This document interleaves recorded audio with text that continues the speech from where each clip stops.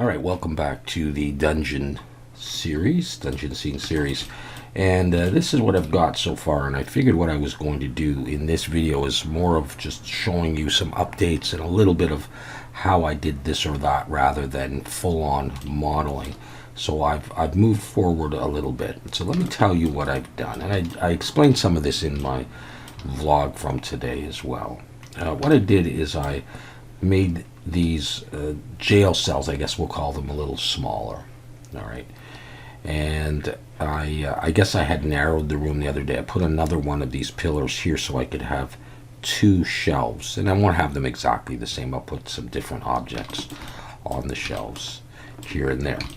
All right, so we did that. And then I came back here and I did these chains. It's very, very simple. I've got this big nail type thing in there, and I've got the chain coming down and the sort of the shackle there, and I put them at slightly different heights, and there's nobody in there, and I used this chain to do that. I just took it, I straightened it, and I made it a bit bigger, and then I took this door off from here. And I may still want to do a little bit of work on the door. I may decide I want this piece left on there. I'm not sure. I might break this up. And I did that because then I had this idea that I would do the tentacles. And so I'm going to talk about the tentacles in a bit. But as you can see, they're coming out right now of that little portal thing I was talking about before, that I had the gem hovering above. And they're latching onto the doors. I assume they would rip the doors off and kill the occupants, and therefore I've got some bones in here. And I also did a little bit of a walkway around here with some probably sand in here, all right, or rocks and stones and stuff like that. So it's turning into a little bit more of a gothic horror kind of scene rather than the fantasy cute thing with the sparkling gems. I still have the gems in there, and I may decide I want to keep them and integrate them into the story. And of course I've got some barrels here, and I've got a box, and the barrels are very straightforward. And I think really when I go to do them, I think I'll just model them as a solid cylinder with these pieces, and I won't do any of the indents or anything, and I'll do that in Substance Painter to create the wood panels. So there's not much to talk to you about there. And the box itself, if I decide to use them, are a little bit more sci-fi in that this would be metal, and here I would also in Substance Painter draw the panels of wood, so it'd be sort of metal and wood. So now it's starting to make me think of, I don't know, was it Aliens 3 or something? The one where she's at that penal colony on a planet, and they're kind of, primitive in some ways. The prisoners there, and the aliens are there, but it's steampunk, but they've got some old stuff and some new stuff and that. So that's what it made me think of. Anyways, let me show you a couple of things in case you've been modeling along. The walkway is very simple to do. Maybe I'll just show you a little bit of that. Right now I've got the wireframe modifier on this, and I've actually applied it so I could join all this stuff together. So my polys have gone quite a bit up. We're almost at just over 500,000 now. I'm close to the end of the modeling anyhow, so I don't mind that. But really, ideally, I might end up replacing this just with a solid plane that's UV unwrapped, or planes, maybe even arrayed, and texture that stuff and get some opacity in Substance Painter. I'm not sure. I don't mind this look, however. So just to show you what I did here, what I'll do is I'll just close that and bring that here. Essentially, I had this. Imagine that's the floor there, and I went in and I did something like this. I think I did something like this. Well, we could say I did. Let's snap. Let's turn that off. So let's just get rid of that. So maybe that was my outline there. And let's get rid of that. There we go. Okay. And then just take the edges and extrude them up like that. Okay, and then give this some thickness with solidify.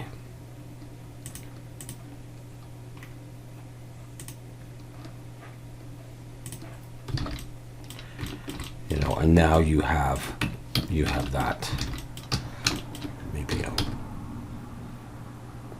Maybe something like that.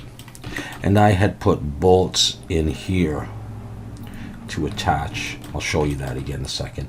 And then you could just, you know, you could apply this, and you could take that piece and you could do the wire modifier, or you could bring one in. So maybe I'll bring one in and I'll show you how that could be, in case you've never seen that before. So I sometimes use the wire modifier. It's not my favorite way to make a walkway, but it's sometimes kind of an easy, quick way of doing it. Let's say I had that piece, or even a piece like this, and then we could array it. Yeah, okay. So what you want to try to do is have squares. The more square-like they are, the better. So I've got that so far, and then I'm going to maybe subdivide. I'll just subdivide once so you can see it. So imagine I've got that in there. I actually, let me just do one more thing. I actually had this, I'm going to pull and go to about there, and then I'm going to delete that. I actually had it hollowed out so that, you know, there was a groove where the walkway could fit. Alright, then you come to your modifier right down at the bottom, and wireframe, and just adjust the thickness, and you know, you've got something. Of course, if you subdivide it again, you know, you'll have more of those. So yeah, it's you know, this is the effect you get. And so if I shade smooth, sometimes it looks a little bit better, you know, and you can get away with that, you know. But if you look at the statistics, you know, once you apply that, you know, we've got 4,700, and if I take this and if I array this in the Y,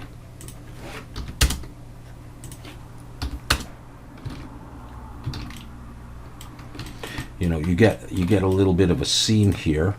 So what I would often do is you know, put something in there. Let's see if I can get in here. I can get right there. Like take a little plane and do a panel in there.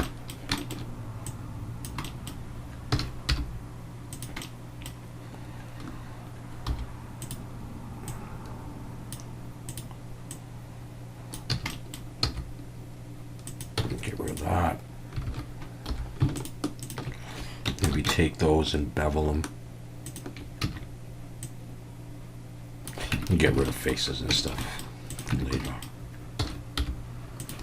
You know, and so you could put that over any spot where you have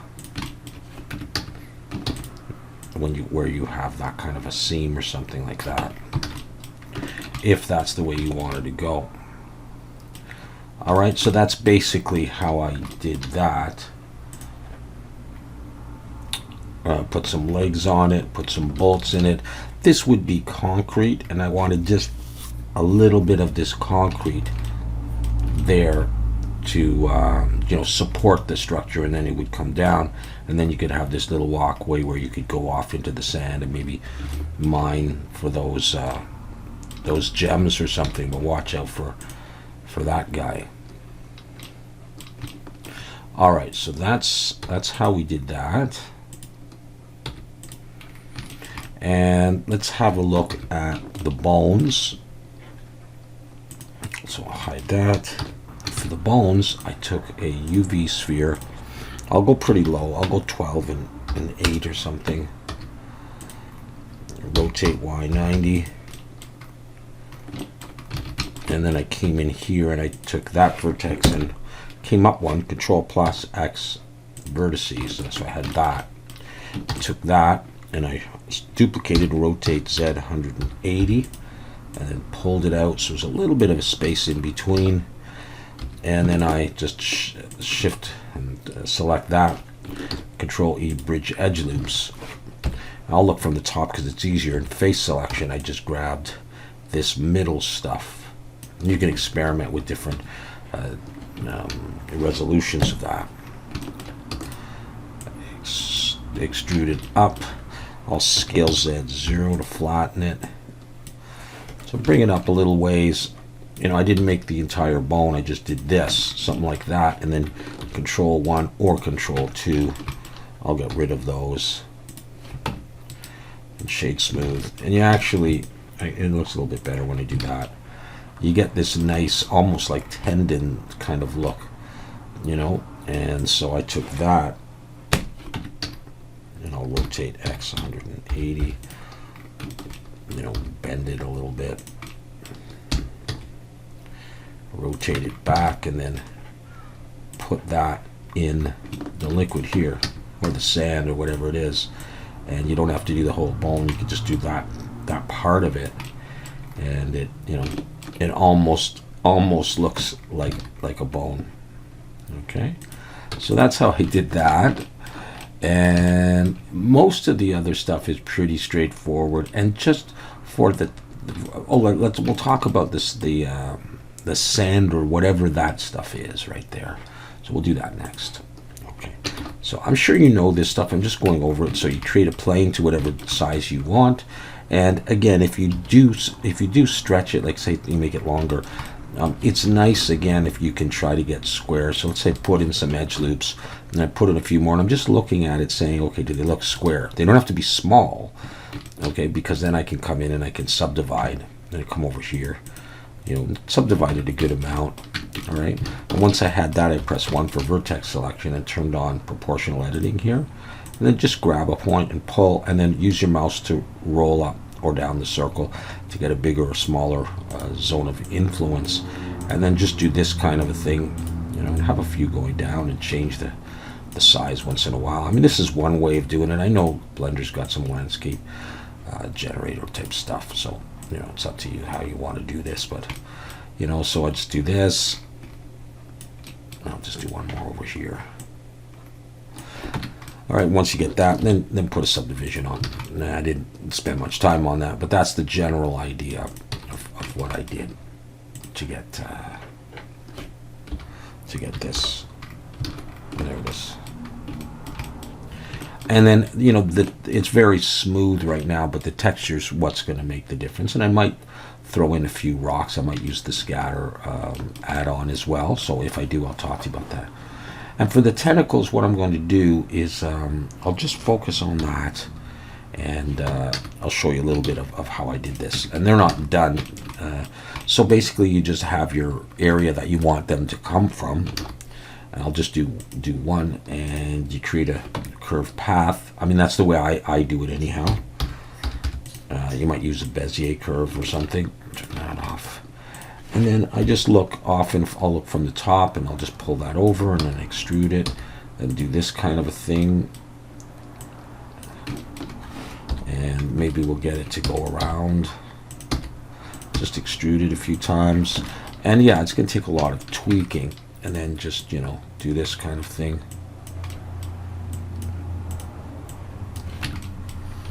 Until you get a shape that you like. All right. And it's a curve, so come over to the curve dialog box under geometry and bevel, and you increase the size like that. You try to avoid pinching. And then the trick is to make it look a little bit more organic, is to select a couple of points and press Alt-S and push to make it smaller, or pull to make it bigger. So you do this kind of thing. And you just go around a little bit at a time. And, you know, this stuff can be big. Alt-S, I'll pull this way. You know, this one maybe is a little bit bigger. And, yeah, you get yourself a tentacle of sorts. Yeah, we'll just do that. Or you could do this for weird trees. That's often done. And you can make this come to more of a point if you want to, depending on what your goal is. All right, but that's basically how I did that. And like I had said, these aren't final. I might do these are just curves right now. I might do more modeling. I might put suckers on them. I'm not quite sure, and they might need to be tweaked a little bit. I see up here I need to pull that out maybe a bit before I texture these things. All right, so is there anything else that I've done now? I feel like I am getting close to the end of the modeling. We're already over 500,000. That's fine. I may put these chains in here as well, so that fills that up a bit. There's not much more to do, really, because it's going to take a while to texture this whole thing. And it's going to involve Substance Designer and Substance Painter and Blender.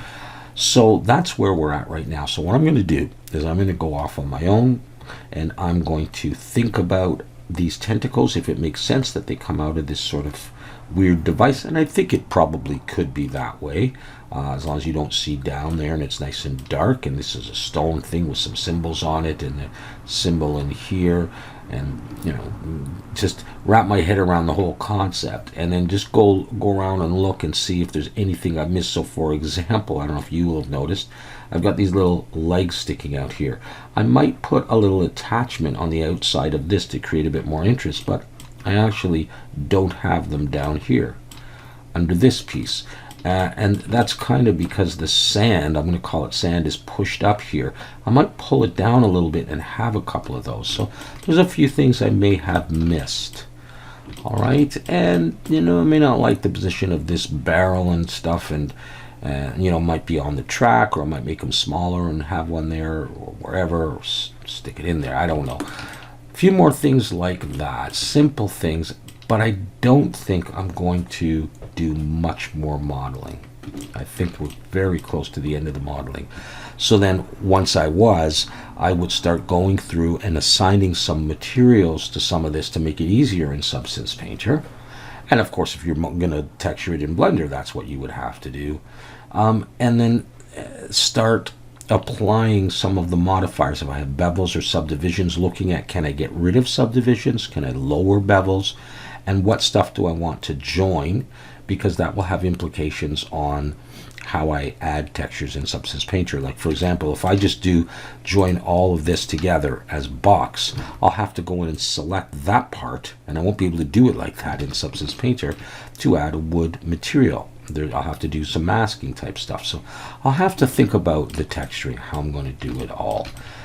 So there's lots to still do, but I think I'm liking this scene so far, and it's starting to look rather ominous. And if I just switch over to something, let's see, what have I got that I could show you? Some of these are